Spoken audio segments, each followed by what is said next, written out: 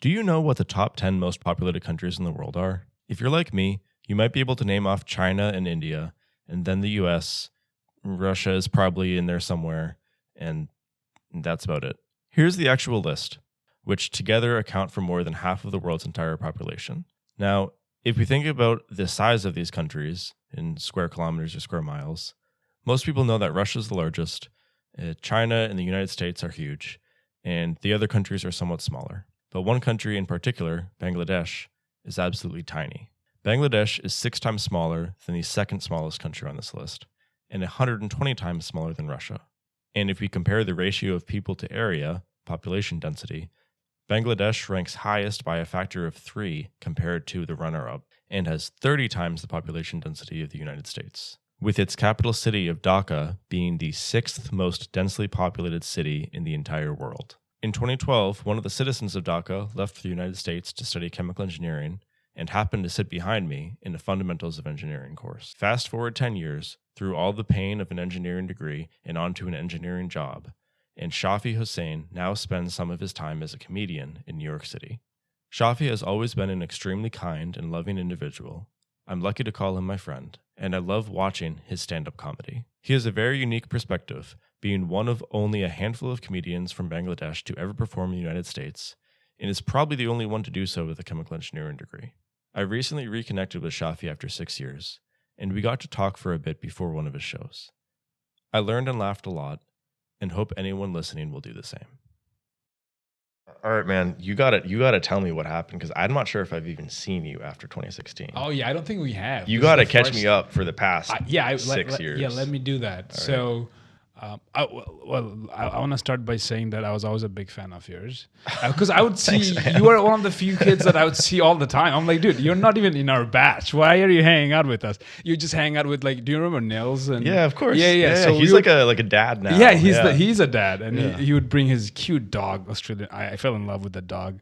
So we had like the dream team in senior year. Obviously, you know that we had this project, and I was like so lucky. I got like put in like the Avengers. They were like the coolest and the smartest dudes. Yeah. And we were just like doing MATLAB simulations, and I would see you hang out, and you were like, "Hey, can I watch?" I'm like, "Why do you need this?" Yeah. And I remember you mentioned that you also like are double majoring in physics, and I was like, "How are you doing that?" I was blown away by that. I remember so many small things about you. It's just so funny. But then when you messaged me, I was like, "Oh my god!" I was such a big fan of this kid, and I'm not surprised that you're at MIT. So. Thank you so much. I really appreciate that. Congratulations. Thank you. But yeah, so 2016. So I had interned at my first job junior year, and I was researching throughout undergrad in biofuels. I mean, we talked offline about that. And then I was debating between PhD and industry. So I think I was one of the few kids. Like right out of junior year that already had a job lined up. Like they already offered me a job. There was like five or six kids in our grade. Obviously everyone ended up doing great things, but it was just so early that I already had the job lined up, and I was like, oh, should I? And I was applying to PhDs, got into few, but I had a friend who was in Berkeley. You probably know her. Don't want to mention her name, but this probably lines up. Everyone probably knows what I'm talking about. But she went and she was trying to do this one kind of research, and I'm sure you have seen that or have gone through a similar journey. And her lab didn't end up having enough fund, so she was forced out of the kind of research she wanted to do. And for the next 5 years, she just did something that she didn't really enjoy, and that freaked me out. When she said that, I was like, do you think I should just like take a break? She's like, yeah, just go pursue industry for a bit, and then you can always come back. So I deferred for a year for my PhD. I went and started doing my industry job in the semiconductors, which is I think like probably one of the coolest science fields right now. It's semiconductors. I mean, I was just walking around MIT campus, and they have the nano building with like they're like talking about the silicon wafers and the tiniest nano transistor, which I didn't work on that on the tiniest one, but I had worked on like 7 nanometers, which is like the leading edge technology right now in the semiconductor space. So that was really cool. And then obviously when I started my day job, I had like too much free time. As you know, like once you go from chemical engineering was taxing, right? Like especially if we are like taking more work, we usually end up doing research, and so it was like, oh, every day you're doing something. But then day job, it's 9 to 5 ish, and then you have just free time. And I was like, oh, like I was like unstable completely. I was like, this is not good. I don't like it at all. I was like doing Code Academy. I took like so many Code Academy classes. I was like, oh no, I have to go back to grad school. I don't really like this. Like too much free time. I don't really. And then I was walking around Saratoga, where I lived for 3 years from 2016 to 2019. And they had this open mic, a comedy open mic. And I was like, oh, that sounds cool. I went in and I watched. And it was just like anyone was just walking up on stage and doing like 5 minutes of what they thought was comedy. But it was just so cool to see people exploring the randomest thoughts. And I was just like, oh, like someone was like, oh yeah, you can sign up. I was like, oh, I'm gonna come back next week. So I because I come from Bangladesh, so like I guess I see America through a different lens, right? So I was like, oh, I'm just gonna talk about the dichotomies that. When did you come to the U.S.? I came to the U.S. 2012, so for college. Wow. Yeah, so I moved here for college, and 4 years was just like wild. I loved it, obviously, but it was just like so different than what I'm used to. And so I was like, oh, I'm just gonna summarize the top thoughts or the most interesting things that I've seen, and I'll try to go up on stage. And I did that, and I have the tape. It's cringeworthy. It's so bad. I don't have any momentum. I'm nervous, flustered. And by the way, for the chemi class, when there was the engineering, like we had like a chemi banquet, and I had prepared a speech for that. And I made like all of my friends laugh. There's like a video of that on somewhere on Facebook. And that's the first time I was like, you know what, maybe that's me telling myself that I should pursue this stand-up thing. And then I just got hooked. It was just like such a creative, like a different kind of creative outlet, especially because once, like I'm sure you feel this way, when you're doing research, you really just want so much control over the experimentation. But because there are so many variables like funding, one of the bacteria is not working out for you, so they don't really help your cause. But with stand-up, it's just you are the writer, you are the director, you're the performer. Everything is in your control within that setting, except obviously the audiences are going to be different. There's going to be wait staff walking around. Those parameters are always going to be varying. But you can keep doing this every day to the most of your ability. And I think stand-up is probably the most scientific art form.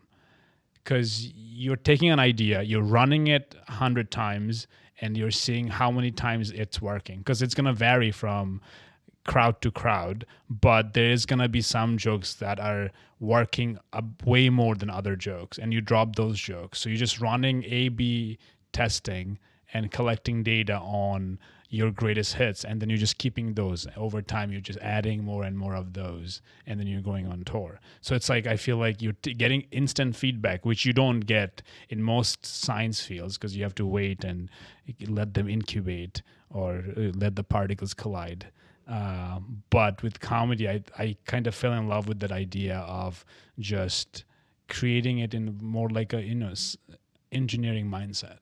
Which that's how I attacked it, I guess. How deep do you have to get down to? Like, are you paying attention to? Because so you had a joke that really got me, which was you're talking. I don't know if you can guess which one it was. I have no idea. It was you were talking about chemical engineering and Walter White Breaking Bad. Oh, okay. Yeah, it was like fucking perfect. Yeah. And I was trying to tell Haley the joke, and I kept like flubbing the words, kind of, and I realized like how. It seems to me like you have like every single word down correctly. And I'm wondering, when you're talking about this A/B testing on, you say the joke basically 100 times, like what level of detail you're getting down to? Like, are you swapping out the words of like, oh, well, when I studied chemical engineering versus, oh, when I learned chemical engineering? Oh, like, for sure. really? That does happen. So it's like at times you have like old jokes that work and then you forget why they work. So I have like a OneNote on the cloud with everything I've ever written. So it's like all all I can show it to you after. It's like every month ideas are, so like today I was writing about identity crisis, whatever it is. I have that on, so that would be month August year 2022. So every year that I've been writing, I have it, all of it on the cloud, so I can access it through my phone, laptop, in a different country wherever I go. So it's never, I've never been like, oh, but I write on paper, but I need to transcribe everything on the cloud. So for that joke, that's probably like a very silly joke, but like jokes that that I try to expand like for like 2-3 minutes, those will need to go through a lot of more mining, because you have so many different angles that you're trying to explore, right? So if it's a joke, if it's a joke about like interaction between, you know, two friends, like you have to explore it from your point of view, and then you have to also explore it from their point of view, and then you add lines which are called tags, and then you see if that works. If that doesn't work, you remove that, and then you add another tag. So yeah, so there's a lot that, I mean, if you look at any interviews by Seinfeld, he's a good example. Like he's very meticulous about how I'm not as meticulous, but he's to the, like every single word has to be there for a reason. He's very, like, it's called trimming the fat. Like when you write, you're trying to trim the fat and just keep the gist of what the premise is, so that it can stand on its own. So there's a lot of that for sure. Where do you start with like a funny idea and you try and write around it, or do you have some topic like identity crisis and you're trying to so make it funny? it's a mixture. So on when you're walking around, there's some thoughts that are like, oh, that's weird. It's usually comes from a place of, oh, that's weird. Like that shouldn't be how it is, and then you kind of want to explore why that is, right? So I guess an example would be. So an example would be like my friend made fun of me for liking audiobooks.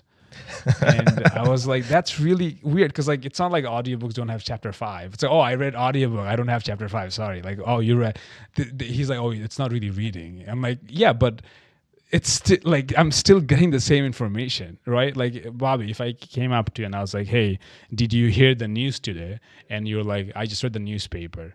I'd never be like, oh, so you haven't heard the news? I'm like, what are we doing? It's the same thing. So that like instant like feeling that, oh, that's something wrong someone said, and I really need to. So I'll take a note down, and then like on the weekends or at night, I'll go and try to expand. So like I'll so they're like, so I try to structure it like really like a math problem. So I'll go through the questions in my head, like what is the premise? How do I feel about it? And then I'll try to see if it's like a more like a dating thing. Dating is like such a universal thing. So it's like, how was it happening in the past? How do I think it's going to happen in the future?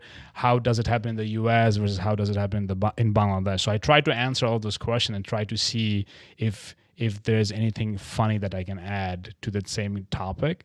So that's kind of why I like it. It's just like you explore on your own without really having to share everything. But it just like, it's a very creative way of expressing it, because it's like whenever you're doing any kind of, I guess, I don't know, math equations, you really go on a tangent. You don't really like know what you're exploring right away, but it just comes to you. Like writing a novel, I think would be a good example. You're just like, oh, let's see what the characters are doing. You don't really know. You know somewhat, but at times when it just comes to you for some reason. But yeah, that would be a good way of explaining that, I guess. How did you learn to write comedy in this way? Is this something that like all comedians do, or did you just come up with this yourself? No, I did not come up with this. I guess so let me backtrack. So I know you mentioned what did I do. So 2016, graduated, started day job, started comedy after, and then doing day job, doing more comedy, started like a master's. It was like engineering master's, management, and then moved down closer to the city. I started in Albany, New York, but more comedies in the city. So I moved down there, pursuing day job and that, and like now I'm touring a bit, which has been very nice.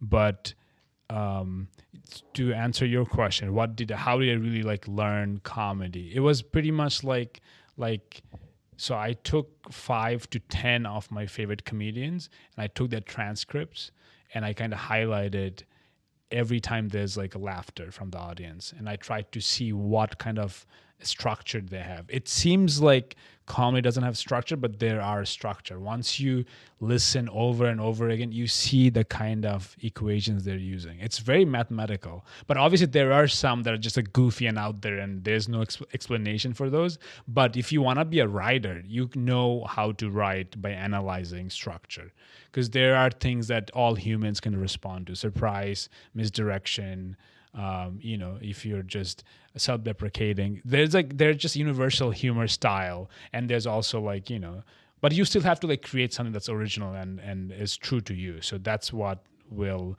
distinguish you between other comedians, because there's just so many out there.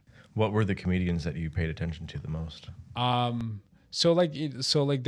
There's obviously so many good comedians, but I kind of try to study all the greats, like Dave Chappelle. Now there's so many, like Mark Norman, Sam Morril, Joe List, Nick Griffin, Phil Hanley, Nate Bargatze is great, Rory Scovel. There's so many good comedians. Tig Notaro, Taylor Tomlinson. So you and you can find their transcripts online. So I like, whenever like a younger comic will ask advice, I'm like, just find 3 of your favorite comics and try to understand how they're going to their punchline. Just like study their craft, and then you can use their structures in your own writing, so that you can like attack a joke faster than you used to. Because like initially, when I was like first year and a half, I just didn't know what I was doing. I was doing a lot of free writing. I was just like exploring every idea without really having an angle, really having like a point of attack. But then once I saw more comedy, learned more comedy, I have like more of like a more refined way of, oh, this is what the idea is. Can I take it to this point? So it's just like a bit more deliberate. I see. Yeah. And so, kind of tangentially, are you still having your day job in chemical engineering? Yeah, I do engineering. Comedy is really hard to make a good living. Obviously, it's such a big field, and the 1% makes money. So it's really hard to sustain a standard of living that you're used to. So, and I work remotely now, which has been great, because I can just go tour and then work in the morning and do comedy at night. And comedy at my level still, it's not that it's coming in. My day job is not really coming in the way of my comedy. So I do comedy every night in the city, and then I usually go on the road on the weekends, and it's not really interfered at all. So it's like, why should? And I still enjoy science. I still like learn about James Webb Telescope. You know what I mean? It's just like that part of me, I don't think will ever die, because I like what science. Like I think I just mentioned Dr. Huber. I'm like a big fan of Huberman. Listen to a lot of science podcasts, just like trying to catch up. And it's almost like, cause I didn't go and pursue a PhD, I'm almost like, oh, I'm missing out. Let's just like still like try to learn, because I feel like I've been like learning a lot about philosophy, and like after college, it's like I just read a lot, and that kind of made me do more comedy, because it's almost like if you read up on Zen Buddhism or any kind of philosophy, it's like they really talk about how we are all like one being. We're like all part of consciousness. So like, for example, you don't really have a self, and this is gonna be mind-boggling, and this is mind-boggling for me. It's still hard for me to explain to people. I don't really exist. Shafii doesn't really exist. Bobby doesn't really exist. It's what exists is this product of stories that I have told you about me, that you believe to be true, and then you project that onto me. So without those stories, there is no Shafii. It's just like we're all just species.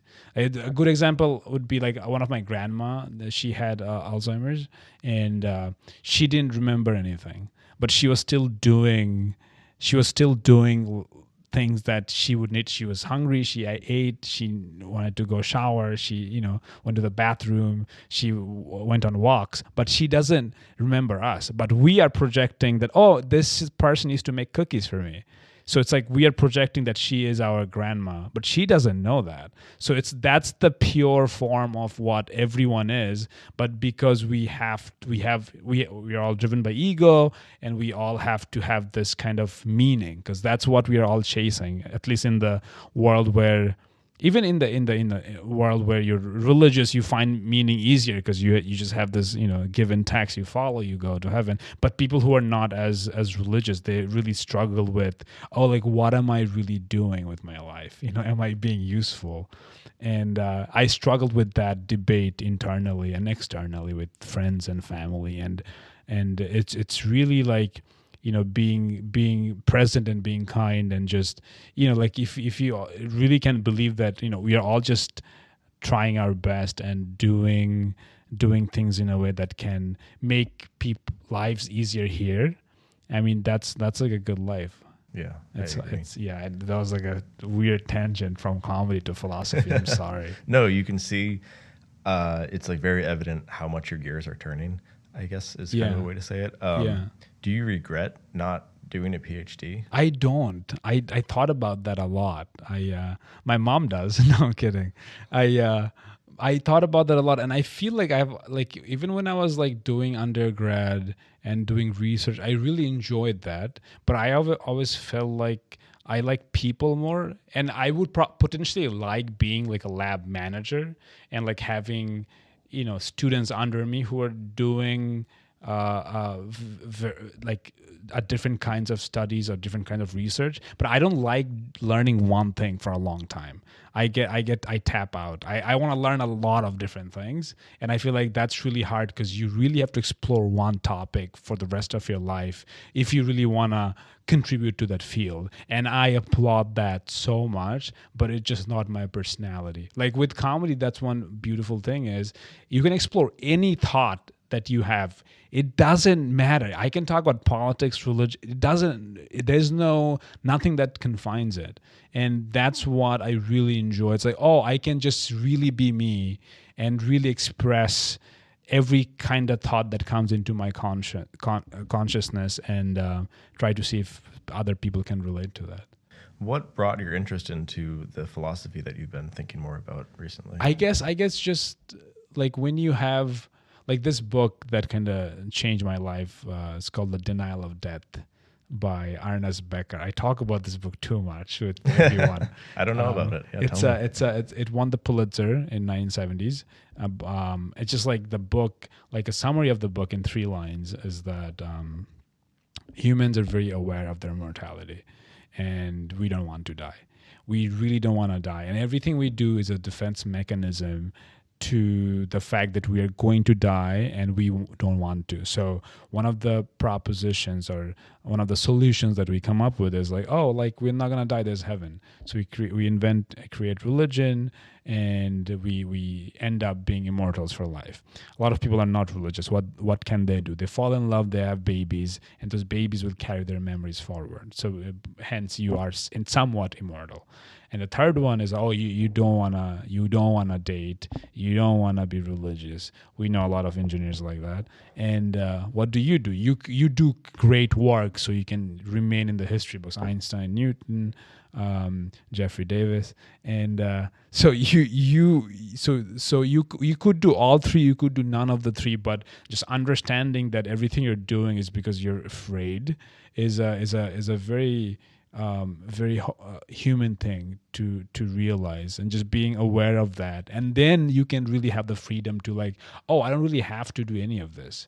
If you're just aware of that, oh, I'm just afraid of dying. Okay, like let's try to understand why, and let's really dial it back. So I guess that book kind of was the starting point of me trying to understand, like, what is it that I would like to be known for. And like it just comes down to like being kind. At the end of the day, all I care about is like not affecting someone negatively. And that happens. You go through breakups, you have like disputes, whatever it is. But at the end of the day, if you can try to be as kind as you can, and I mean, that's, I think, a good contribution for anyone's life, because then you're just like, oh, like, he was nice.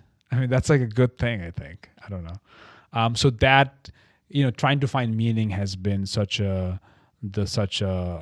focal point. I think my friends, we, a lot of people like just try to like, because everyone really wants to be useful at the end of the day. They really want, like, people are really good, and it's just like that motivator. It's just like, oh, how can I be useful? Like, you can volunteer. Like, and the thing is that our generation, us, we have this huge pressure on us that, oh, you have to solve climate change, you have to do this, like that's not fair to us. I think obviously, like, do as much as you can, but it's hard to sleep. And like, look at Greta, she's not happy, she can't have a good day because she's so stressed. And like, we need those extremes so that more people can come into the middle. I think, like PETA, people will consider them to be extreme. They're like, oh, they're like insane, they care more about animals than people. But you need those people so that more people can come to the center. Do you know what I mean? You always need extremes like that so more people can just gravitate and like do good things in a small way, at least. So it's like, it's really like you trying to find how you'd like to be remembered, and trying to do that every day, I think. And I kind of got lucky and found it. Like, comedy just really fulfills me. Right. So it's nice. And is the fulfillment because like you're going around and making other people happy, like you're making them laugh and like. So I've thought about that. I've really thought about that. I'm like, oh, I'm giving them a good time. But it's like, I'm so aware of how selfish it is, because I really do it because I really enjoy it. I really enjoy writing and exploring ideas, and the byproduct of that is, oh, they get to have a good time. But refugees in Rohingyas in Bangladesh, who are in like one of the biggest refugee camps, they don't care about my comedy. What's Rohingya? Rohingyas is they are people in Burma who were persecuted, and they were thrown out of the country. So Bangladesh took them in, my country.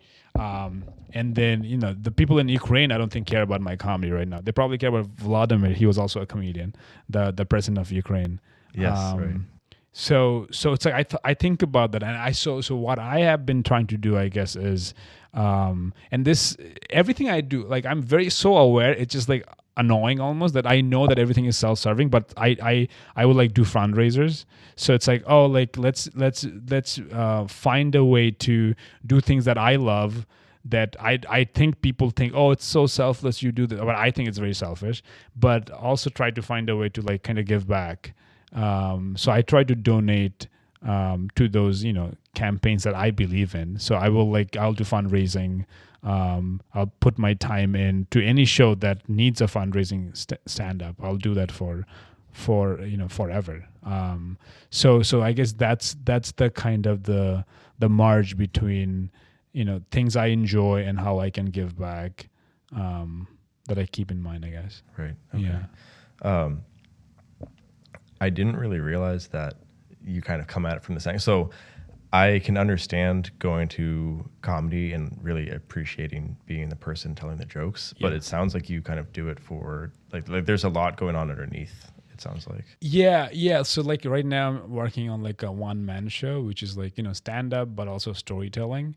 And I feel like, we don't really have a lot of South Asians doing a lot of big things, I guess, in the media, right? Like there's like 10 maybe. You can like I can name the 10 South Asian artists that are in Hollywood, right?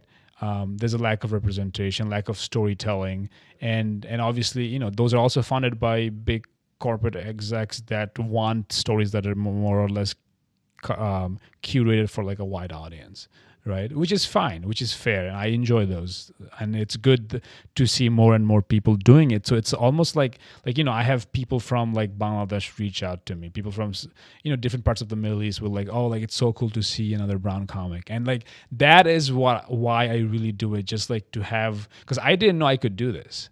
Right, like that's why I went through this engineering route, right? Yeah, for sure. Like, when I first saw that you were doing comedy, I wasn't surprised. I was just like, oh, I didn't see that coming. I am surprised. I was surprised. I never expected that I would be doing this.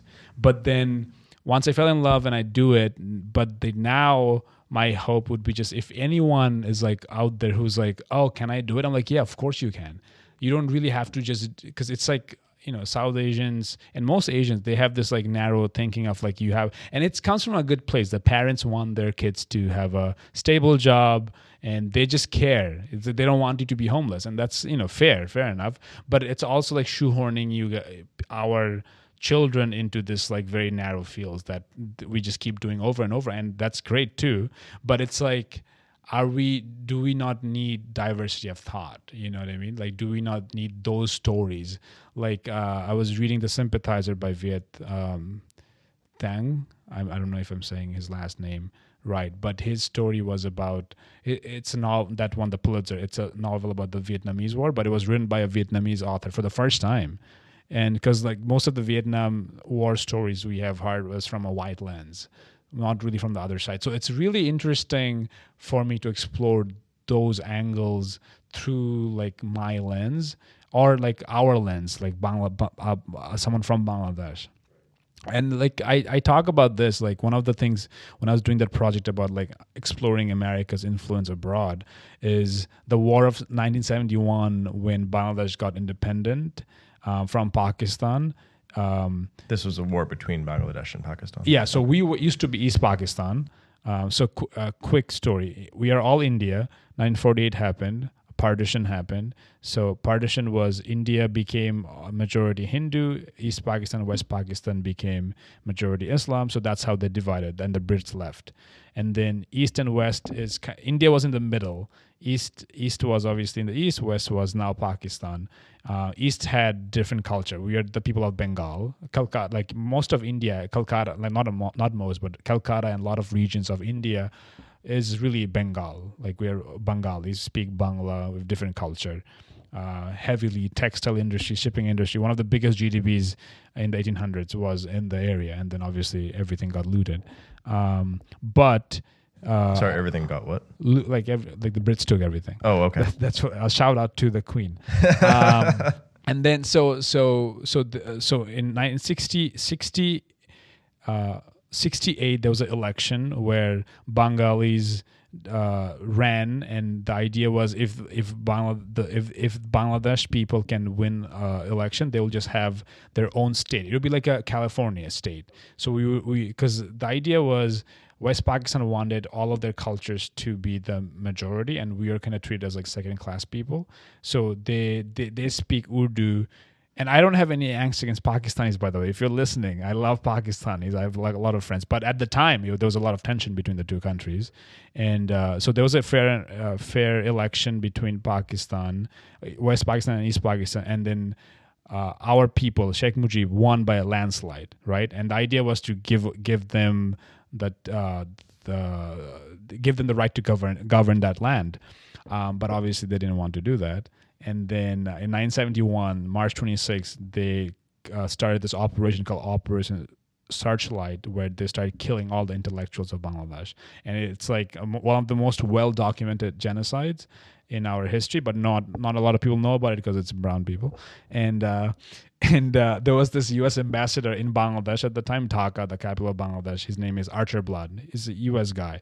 Wrote a letter to the Nixon administration, to Kissinger and Nixon, saying that, hey, they're using our weapons because Pakistan were allies with the U.S. because of the Cold War, and they were using the Pakistan base to kind of spy on Soviets. Okay. So it's a lot of geographical tension. It's so interesting, and so there's like a book called The Blood Telegram that I kind of learned about, and that made me so much more interested in U.S. politics, because once you realize that U.S. have such an influence across every sphere of the globe, it blows your mind. It's like, oh my God. And it's like cool for Americans, but at the same time, it's just like, oh, but you really need a lot of checks and balances to kind of make sure that they're not getting away of something, which people do. There's a cool video that I'll put in a link of. It's like how to hide an empire, and it's like, I know that video. Oh yeah, it's a good video. So it's like good. There's like there's like the 48 states. It's like, well, there's Alaska and there's right, and there's like, no, there's like so many more. It's and crazy. so many like secret states that like they kind of act as U.S. state, like U.S. allies, right? So Archer Blood writes the letter to Nixon. They're like, hey, like they're committing a genocide using our weapons. You really need to do something. And then he gets fired. Archer Blood gets fired. And then the diplomats in India at the time writes this dissent telegram. It's called, there's like a dissent telegram that people can write to the administration. So it's like diss tracks, but for politicians. It's so funny. They're like, a lot of people signed it. They're like, hey, we need to stop this. And then obviously Nixon hated Indira Gandhi because she was like a female leader of India, and he was sex. And there's like tapes on Nixon.org. You can listen to. I went through so many of these tapes when I was doing my project. You can hear Nixon and Kissinger talk about how Indians are dogs. It's like out there, literally, and that's not even one of the top 5 things Nixon did bad. You know what I mean? It's like crazy to me. So then Bangladesh became a country. So I guess I don't know where I started this point, but to backtrack. Sorry, what happened with the genocide? With them saying like, "Hey, like they're committing genocide with these weapons." Did they just did nothing about it? They did nothing. Basically? So America had such a big role in that genocide. Obviously they gave weapons, but I'm talking about both the positive and the negative, because in America, in MSG, Madison Square Garden, the Beatles made a concert. It was the first ever concert on that scale to create fundraiser for the people of Bangladesh. It's also very, very popular for people who know a lot about that history. So it was I know nothing about Ravi this. Shankar, who was the friend of a Beatle, and they're like, oh, we need, and it was like $26 million they raised for like over the time, and it's like one of the most well-known concert that was raised for a country like Bangladesh. And it's so insane to think about like how the Beatles came through for us. You know what I mean? It's really funny, and it's so interesting because then there was a lot of people who like in Congress. I think the third Kennedy, Ted Kennedy, the one who survived. The other 2 Kennedys obviously didn't. Ted Kennedy was a congressperson from Massachusetts, and he was the one who was fighting for the rights of people of Bangladesh. And he went to Bangladesh in 2006, and he was given like the highest honor, like the Presidential Freedom Medal, but for Bangladesh. He got that, and he's like revered in Bangladesh. Yeah. It's like such like those small stories. You don't really see that in Hollywood. And so like I'm working on pilots and trying to create like fictionalized version of stories like that I would love to see someday on screen. And I think Americans would enjoy that too, because you can really see like the complexities of different administrations, and also like individuals like the Beatles being involved in such in a country being born that not a lot of people even know about. So it's like so cool for me to like explore those ideas, which I don't think the mainstream would ever do, because they don't, first of all, know about it or care about it or have a personal attachment to it, which I do. So like if I have the chance to, I guess, explore now I remember what I was talking about. I was talking about creating this one-man show I'm doing, so which would be storytelling and stand-up, but create like taking those aspects of my learning and upbringing and just merging also for the US audience, because they would I would hope they would enjoy learning something out of a show. So that's been my goal, I guess. Yeah, I mean, everything you just talked about, I heard for the first time, and it's like, damn. It's really like you really have to, I guess, spend a lot of time, and like no one needs to do that. No one should be doing that. It's those stories should come to you. We don't need another Avenger movie. I don't think. I think we need a story like that. I think we're on Marvel phase like 6 or something. I don't even know. I stopped trying. Do you watch them? I watched the original ones. Like Iron Man was good. Oh, I loved Iron Man. It's such like, a good yeah, movie. Yeah. Robert Downey Jr. was on campus like last week. Oh, really? Yeah, I didn't see him. I was like, I trying to get him on here. What is he doing? There's a group that works on bionics, but like really advanced bionics. That's really funny that he's trying to get one of the costumes again made by the MIT team. It's like, hey, can you just like make me something like Iron Man 7? Yeah, exactly. The new Marvel Cinematic Universe stuff, I have no idea. Like there's just way too much stuff, and I'm just drowning in work. So don't have time. So let me throw you a question. So I think we talked about this offline. You studied chemistry and physics. Now you're finishing up your PhD in physics. What do you think that you do that you find the most creative fulfillment in? Yeah, so it's basically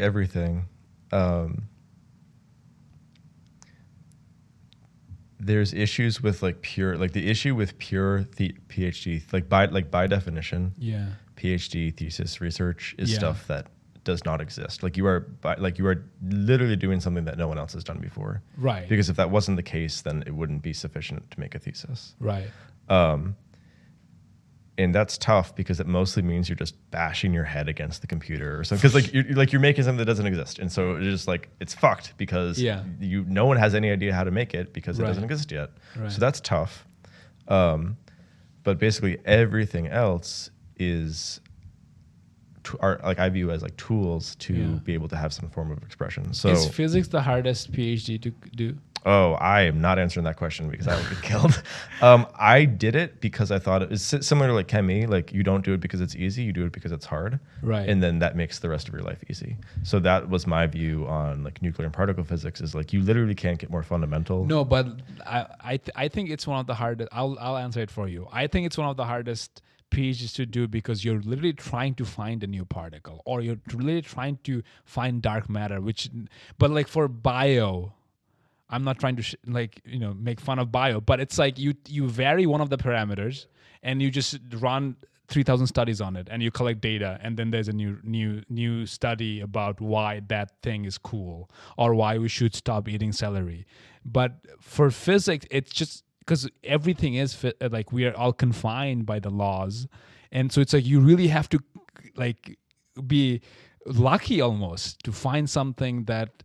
Because science, what is really science? Science is we're not really inventing anything new.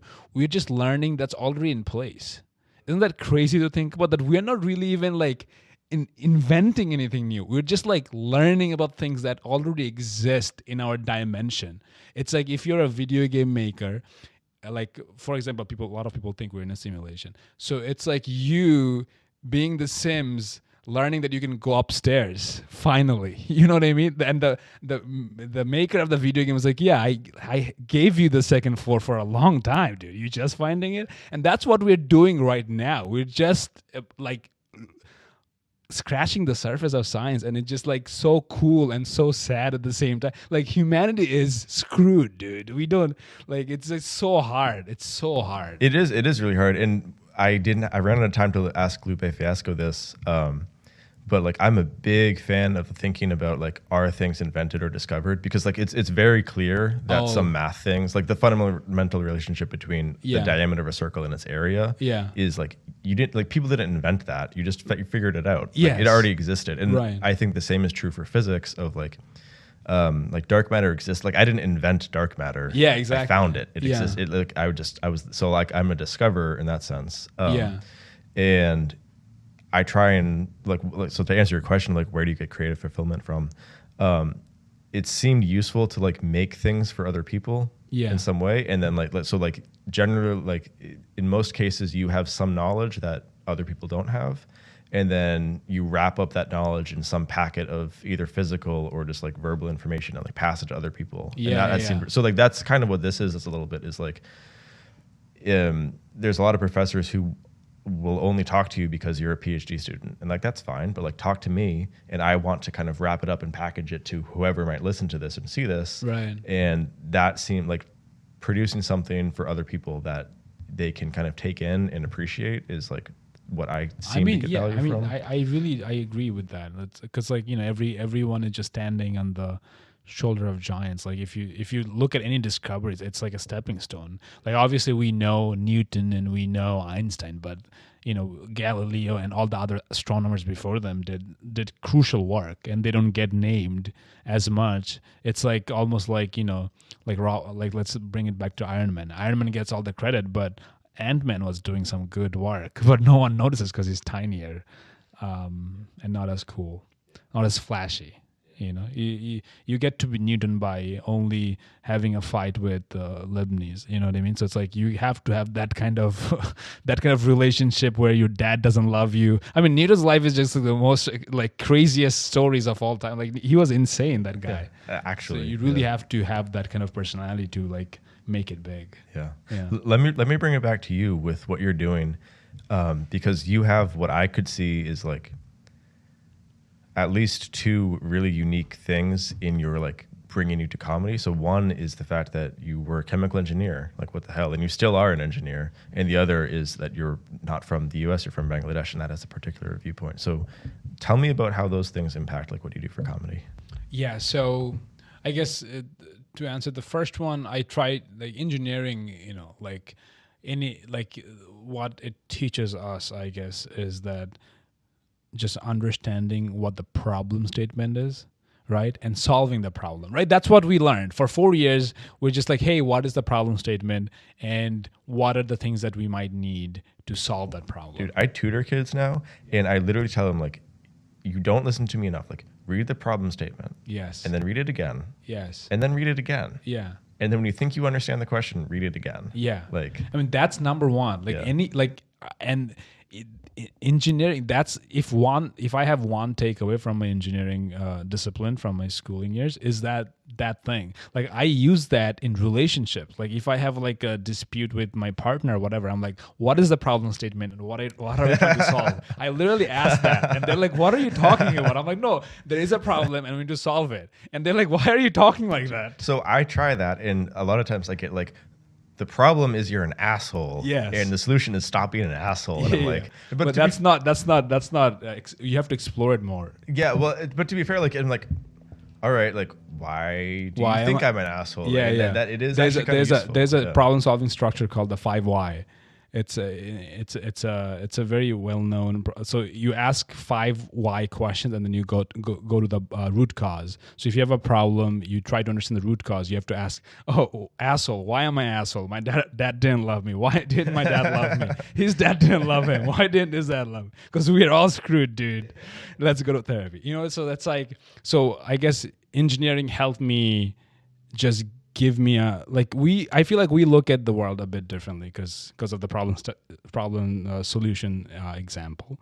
And then coming from Bangladesh, I guess, is just like me viewing the culture of America. And also like I find myself to be a person with no land, because I don't feel completely Bangladeshi, because my most growth years, or my like finding myself as a person, was in America, but I was born and raised in Bangladesh. So it's really like, I find that like when I hang out with my Bangladeshi friends, I don't feel Bengali enough. When I hang out with my American friends, I don't feel American enough.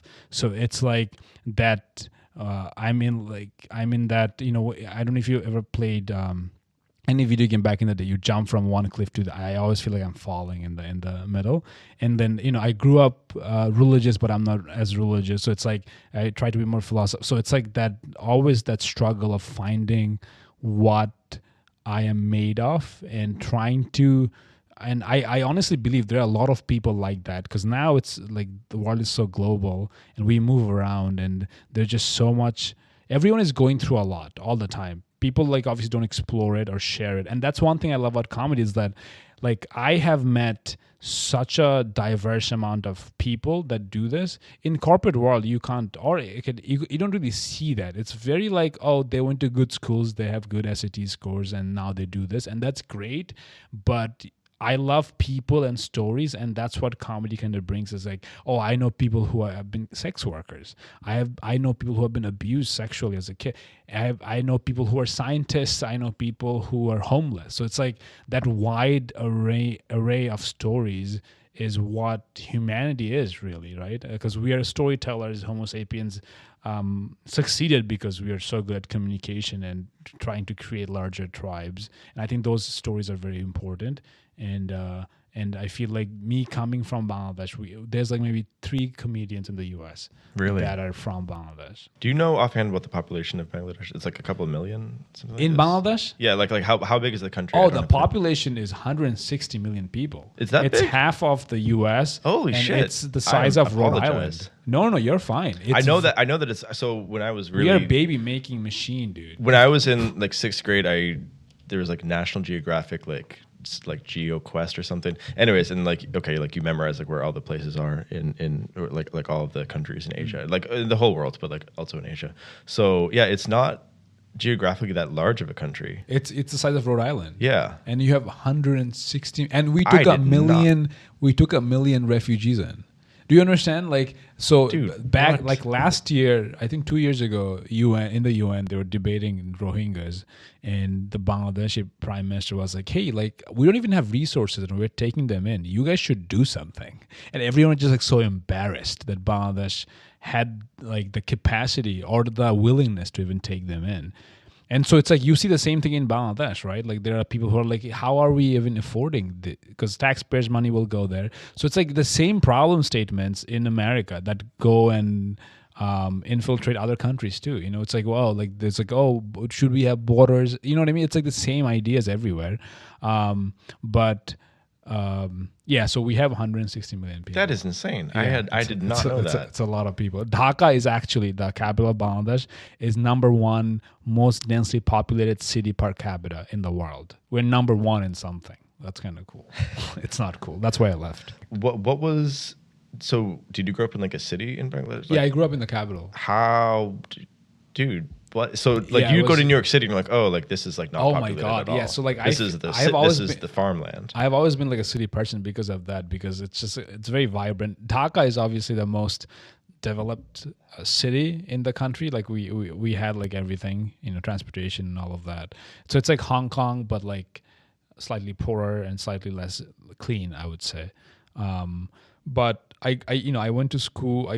I was very lucky. I went to like a very like international schooling, so I had to like speak in English and learn all of that. Played basketball growing up. I'm like tall in Bangladesh. Like average height is like 5'6". I'm like 5'11". I'm like a giant in Bangladesh. You know, they call me Yao Ming. So it was. Were you center? I played shooting guard. Okay. SG, yeah, because I always liked shooting. Yeah. But I had one of my friend who was the center is getting married. Oh, nice. He's like 6'3", so he was the actual youngling, center. actually. Yeah, Yeah, there you he's big. But then I moved to the US and I realized how everyone is good in Bangladesh. Like any 5 people that are playing pickup on a normal day can go to Bangladesh and join the national team. It's like we're not that good. You would be dunking all over us. But yeah, so growing up was fun. Like it was like a, you know, very very different childhood, right? It's like compared to like when I see people in the US, it's not the same, obviously. Like my parents were very kind and nice, and they did the best, and you know, made sure that all the kids got good education, and you know, they did their job. And I played a lot of sports. Schooling was fun. Then took the SATs, and I was like, when I was 4, I remember one of my cousins asked me like, what do you want to do when you grow up? And I was like, well, I want to study in the US. I don't even know why I said that. Yeah, I just said that because like someone had told me that because like we have good universities, and especially back in the day, Dhaka University was one of the most sought out university because a lot of people from England would come over and study there. It was like the Ottomans, but in the South Asia. But then over the years, it didn't have enough funding, so it didn't, you know, grow as much. So I always wanted to like, I was always like into science growing up, and they said, oh, the best universities in the US, you have to go there. I was like, oh, I'll do that. So I just did that somehow. How did you choose UMass Amherst? My uncle lived in Mass. I was debating between Purdue and that, and my dad was like, oh, just go there because you have an uncle who lives there. And why did you pick chemical engineering? Oh, that was purely like nonsense. I don't even know. Same. So it was like, oh, you like chemistry, you like math. Yep. And then my dad shared like an article that said chemical engineers make like one of the most like money. I'm like, oh yeah, those checks all the boxes for a South Asian parent. So they're like, yeah, just do that. And also the idea also was that if you did chemical engineering, you could potentially go to med school. So it's just like and then I did biochem. Right. So it was like all of those boxes just like met. Right. And I was like, oh, let's just do that. I really enjoyed it. I really had a good time. And I don't know if I would do something differently. Like I really like it was hard. It was challenging. It met like very cool people, and it was rewarding because like chemical engineers really go into any field. Like it's just because you learn so many different things. You learn chemistry and mechanical engineering. Yeah, I'd say. Yeah, and some extra stuff. Yeah. I think I might choose different things, but at the same time, like there's no way that you ever learn. Like you can learn computer stuff, like you can do code. Yeah, at you can just Academy. do that by yourself now Right. because it's so easy. Exactly, But but- I feel like maybe we should, because we did a lot of MATLAB, Yeah. right? Which you can, if you like, keep learning it, you can transfer those skills over to Python and C and all of that. Yep. But I guess like what I'm doing currently right now, I thought chemical engineering was good because it was like exposure to like a variety of things. Yeah, exactly. And also that I did business as a minor, so I got like exposed to that part of things. So business and biochemistry minors. Yeah. Gotcha. So that's see going back to that, like I just like learning a lot of different things. Right. I don't think I would enjoy just doing one thing, and I feel like because I lived in junior and senior year, I lived in a house with 2 mechanical engineers and 1 electrical engineers, and we just had a ball. We always had a good time. Howard Lane, obviously the most craziest, like people. I would see my dumpster get on fire every weekend. I don't know who was doing that. Like crazy parties all the time. Yep, sounds about right. But it was just like definitely electrical engineers had a good workload. Yeah. But mechanicals just like not as, they were just like partying it up. Yeah. But yeah, chemi and electrical definitely had like the most workloads. And I, people might call me biased because I studied chemi, but I don't know if that's true or not. You might appreciate this or be sad about this. The chemi enrollment size is dropping dramatically. So in our classes was roughly like 100 graduating students per year. Yeah. It's now down to about 40. In like across the country? In or? UMass at least. I'm not sure the country's widespread. Oh, but really? Yeah, it's like, how are things in MIT? I'm not sure exactly, but I know that like the general idea is people are going into like back in when we were around, it was more like you can go work for oil or like alternative energy companies. No one really wants to do oil anymore. No one wants to do that anymore, and also like the like machine learning and like computer engineering stuff is just so much more attractive. Oh, of course. So- I mean, yeah, depending what you want to do, and also like AI is everything, right? But it's like that's one of my problem is with that, like how many kids really want to do that versus how many are being forced into it. Yeah. If they really want to do it, great, I love that for them. But like a lot of people are just being forced into it because there's a lot of money and you can live wherever you want in the world. There's a lot of flexibility with jobs because you can do remote AI stuff all your life. That's right. And not have to go in. So like, if I was a dad, I would not force my kid, but I understand why you would. Because it makes sense. Yeah, It just makes the most sense. You want to have a good, stable life for your child. Yeah. And the AI is everything. Everything is going to be AI. For now. Yeah. Let me bring it back to Bangladesh. 160 million people. You said like there's like a handful of comedians in the US. Right. There. 3. Like that doesn't make sense. Like you have so many people. Like why? Like are there just not a lot of people from that country in the US? Well, we don't even know we can do that. Like I didn't even know I could do that. So like there's no mainstream Bangladeshi comedians. You are looking at one. Like I am probably like the top 5 Bangladeshi comedians of all time. Isn't that crazy to think about? Like of all time, I'm top 5. That's crazy. That's insane. Like anything I do, that's the thing. Like we have so few of us in this country that anything I do is like the first. Right. Like I was on NBC's Peacock, like the streaming service. Oh, cool. So I did this Kevin Hart show.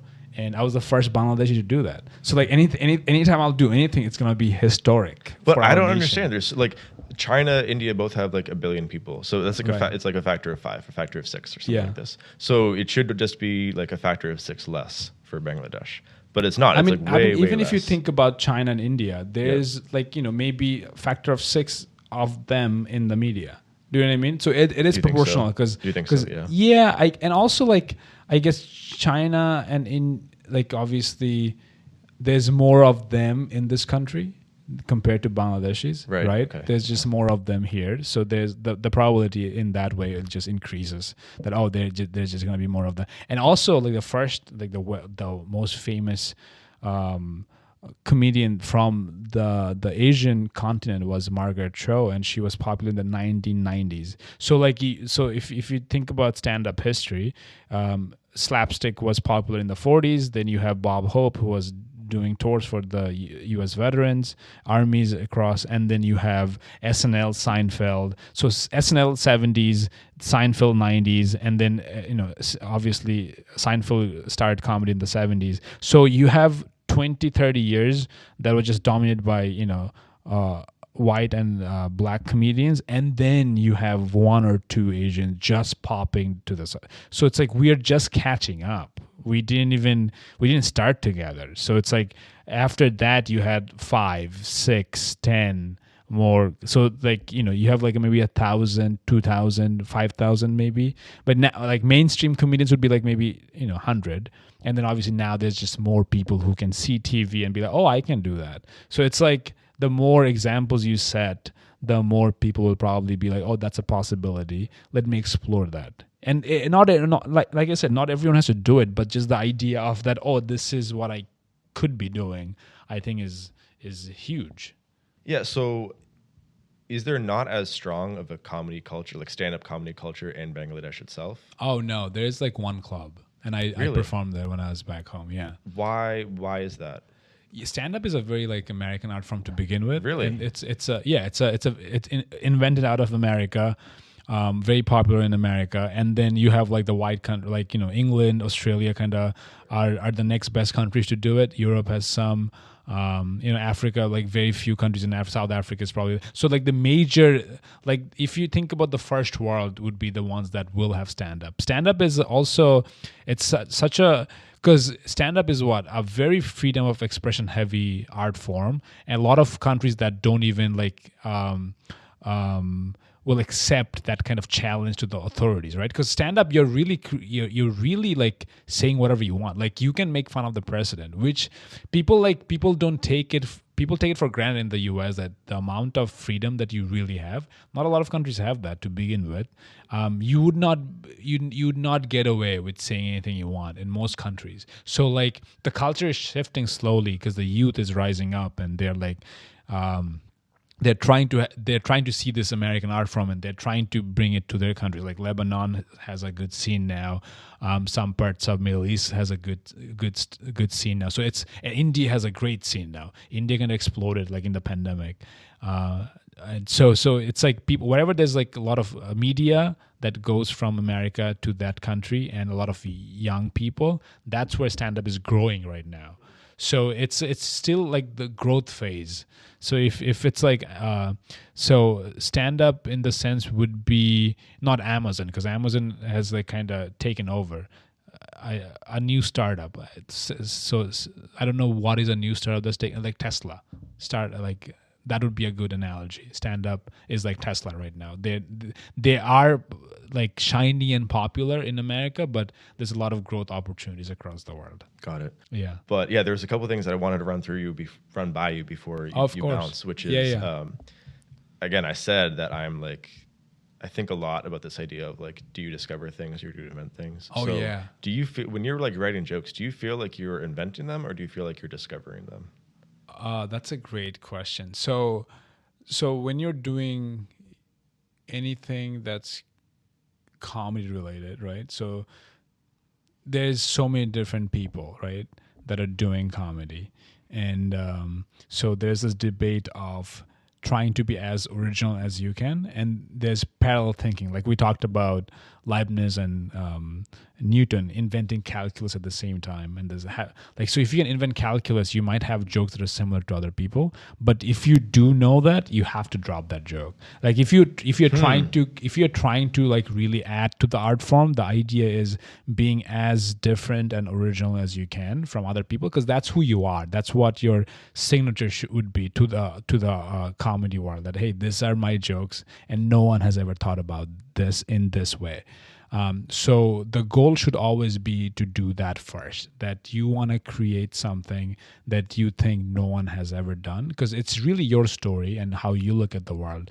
So I guess it would be self-discovery, but also inventing new ideas. Because I don't know if a lot of people talk about that, but when I was growing up and watching stand-up, a good joke really changes how you think about the world after that. Like it kind of puts everything in perspective and like, oh yeah, that's how it should be. So it does have so much power. So if you're not trying to be original and adding to that, then you're doing yourself a disservice and the people who are spending their time. By the way, at this day and age, attention is insane. Like people giving you any attention is crazy because we are so distracted all the time. So the fact that people can listen to you for 45 to an hour, and you really have to make sure that you're like their time is worthwhile, because if you're not adding anything of value or new, or they don't learn anything out of the set, then they just wasted their time, especially in this day. So I really, really believe that you have to be like stand-up is a lot of self-exploration. So it's a lot of discovering your own thought process. It's a very therapeutic process of like just like understanding. Like stand-up helped me learn about my religion, of how I feel about it. It helped me learn about my relationship with my parents and try to see if I can improve it. So that in that way it's discovering, but when you're writing something, it has to be something that's new. So that would be inventing. So it'd be a mixture of both. Yeah. Yeah. It felt more on, to me, it felt more to be on the invention side than like the pure, like, because like it's difficult for me to argue that someone invented a tau, like a muon or a tau lepton. Like, you discovered that, motherfucker. Yeah, that's what I've been saying. Right, but I think that there is like, so at the fundamental level, it seems like it's discovery. But then once there's somewhere you get high up enough that it's like, I think you invented that joke. Like, right. I think that you created that. Yeah, I mean, it is invention in that sense, that you're creating something completely new. But invention sounds such like a word that has so much gravity, because you invent. That's why it just feels weird for me to use it almost, because like I have just so much respect for the globe, just like the universe, right? Because it just, everything just feels like we're just like, if I zoom out right now, I meditate a lot, so I will like try to see the planet Earth as like a small speck, and then I just zoom out and go to a different place that I don't even know exists. But then I look back into the planet, and I'm like, oh, that's so tiny. And then I am tiny in that planet, and then because we lose ourselves in this like, oh, we have to be the best, or we have to do. And I'm like, dude, none of that matters. What are you talking about? The sun's gonna explode, the ocean's gonna boil, and like. And sure, that sounds sad and bad, but at the same time, you don't even have to think about being the best. Just do the things you love and try to do the best work for sure. But if you don't be sad. That's okay, because in the big, it doesn't matter. So just like try to enjoy the process of whatever you're doing, because it's all relative, right? Because like if you are studying not studying, I guess. So if you are, let's talk about from an example of working out, right? So if you're working out, which you do, I know. If you're working out, you're looking good, Bobby. Thanks, man. Which, if you're working out, in the beginning, you have beginner gains. You're like, oh my God, I got a pump. My muscles are getting good, big. But then you go with your friends who are also beginners, so you compete against each other. But then there's bodybuilders on the right side. They look at you and they're just like, oh, you're not even like, you don't even know what you're doing, right? So they're not going to compete with you because they have a different competition. So it's like everything is really subjective. Like we have this ego and we try to see everything through our own lenses, but there's just so many different journeys, so many different relative significance that we we perceive, which is the wrong way to look at it, I think. But that was another tangent. I'm sorry. No. I really appreciate just hearing the things you have to say, because it's not exactly the thing. Like it's just a different angle. Yeah, I've read too much content. All the other philosophers. No, so, I think it's beautiful. Do you have any final thoughts about chemi and comedy? I think that's a question that you need to answer, right? So, like, there was a lot of misery in chemi. Mm-hmm. I think we can agree on that. Oh, for sure. Yeah. like deep misery in the crib of just just like fuck. But I feel like chemi and also physics, I'm sure those two like helped you be the person you are. Yeah. But just the work ethic itself. Yeah, I think that's right. Like you were gonna be up till 5 a.m. today. That's insane. It's not ideal. Yeah. But I do like. It strikes me as like very unique for you to be. I've never seen any comedian who has like an extremely deep background? I'm sure that they exist. I just don't know about them. Yeah, my goal is to be the funniest chemical engineer, and I think I've done it already. So that's the thing about being the first Bangladeshi. I'm also the first chemical engineer comedian. Yeah. I don't think there's anyone else. If you are, please write to me. I really want to see you stand up. Yeah, I mean, this was actually the question I was going to ask you, but you had done such a nice job kind of wrapping it up. But now I'm definitely going to ask you, which is like, do you have any goal? Like, do you have any goals for the next like 5 or 10 years with this sort of thing, or are you just enjoying the process? Yeah, I don't do goals. I've never really enjoyed goals because goals will give you disappointments, and my goal is to like I have like a checklist of things that I like doing every day. Like I'll meditate, I'll write, I'll eat healthy, I'll work out, I'll like phone a friend or like try to be kind to the people that's interacting with me. So like I'll just do that every day, and then small goal changes. Like if I need to like do something for my job, if I need to do something for a podcast. So like those are like you bring them in, but like the bigger goals of life I don't really have. I'll just keep doing it, and and it's been like my mindset for a while, and I have been just I believe in that if you put in the work, it just happens. You can't control anything. So like if you read up on Stoicism, which is an ancient school of philosophy, their big teaching is that just worry about things that you can control and let everything else happen.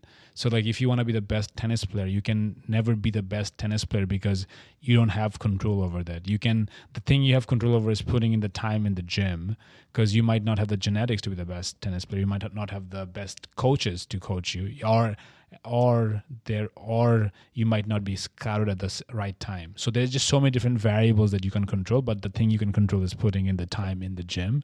And for me with comedy would be writing every day, getting up at every opportunity I can, and the rest will just happen. Yeah. You know what I mean? Right. Well, what I get from you is like you really are an extremely kind person, and the fact like I hit you up after not talking to you. No, it's really true. Like I've been a fan of yours. Like I said, that's another thing. Like a lot of people you lose touch with, but I somehow will like think about them once, maybe few months, and I'm like, oh, like I hope they're doing okay. You know what I mean? Like it's weird because we have such busy lives. Yeah. But like you wish them well. Yeah, and absolutely. there's like a place in your heart. They're like, oh, like no, we had that good interaction at the crib once. Or like I've seen you so many times, but it's like there's so many people that you're like, oh, we talked about Professor Davis. Yeah. Like I love the guy. Absolutely. I don't see that, but I'm just wishing him well all the time through, and I hope that positive energy kind of goes to him. That like even if he doesn't feel it, if we ever do see each other, like remember like I used to like be in your office hours all the time and annoy you. Like, the guy is just so cool. That I love guy him. is next level. Yeah. Yeah, man. No, but seriously, thank you for coming by. It's been an honor. I mean, I'll tell my mom this was like a MIT affiliated podcast, and they invited me to talk about it. So I'll send it to her. I'm curious to see where you are in the coming months and coming years, too. Yeah, same. Likewise. I'm whenever you have any questions about. If you want to start comedy, let me know. I don't know. That'll be fun. I think it might make people cry before. Make them laugh, I mean man. that's what I thought, but things happen.